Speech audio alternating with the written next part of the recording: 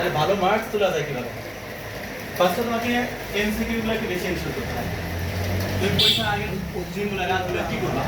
সৃজনশীল ভাই সত্যি খুব ভালো লেখা হয়ে যায়, বেশি প্যারা করার কিছু নাই। যেমন বাংলাটাই তুমি দিন ভরে সৃজনশীল করলা, লাভ নাই। তুমি প্রত্যেকটা সৃজনশীলের গল্প পড়ো, 3-4টা সৃজনশীলের কথা ঘটাক করো।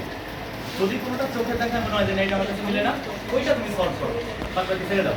এমসিকিউতে টাইম মানে এমসিকিউতে 30 আউট অফ 30 আরটা কথা সবাইকে সলভ করাই। আমার জেলার একটা ভাই বোন, আমার বান্ধবী, যদি গোল্ডেন পায় আমার কোনো ক্ষতি আছে, কিন্তু আমাদের কিন্তু ক্ষতি আছে।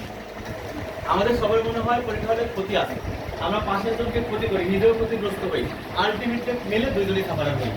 এই জিনিসটা থেকে বেরোতে হবে। কথা বুঝতে পারছে কিনা? প্রয়োজনে যদি আমার মন চায় আমি কাউকে বলবো না, বাট আমি কারো জীবনের ক্ষতি করার রাইট রাখি না। এক্সাম হলে অনেক সময় তোমার একটা এমসিকিউ, তো এই জানা জিনিসটা তুমি ভুল বলে দাও, খুব খারাপ কথা। আমার কথা ভালো না লাগে বলো না, ডাজন্ট ম্যাটার, বাট কারো ক্ষতি করবা না। আরেকটা কথা, 10 জন মিলেমিশে কাজ করলে কিন্তু 10 জনেরই ভালো থাকে। কথা বুঝতে পারছো কিনা? এই ইন্টেনশনটা তোমার ভিতরে থাকতে হবে। ইগো জিনিসটা, হিংসা জিনিসটা, এগুলো ভালো না, এগুলো নিজের থেকে অ্যাভয়েড করতে হবে। আর প্রথমে যে কথা বলেছিলাম যে টাইম ম্যানেজমেন্টটা করবে। ধরো টাইম ম্যানেজমেন্টে তুমি যদি একেবারে 100% ভালো মার্কস পেতে চাও, যেমন আমি যে কাজটা করতাম, আমি প্রত্যেকটা পরীক্ষায় একেবারে ফার্স্টে সৃজনশীলটা 26 মিনিট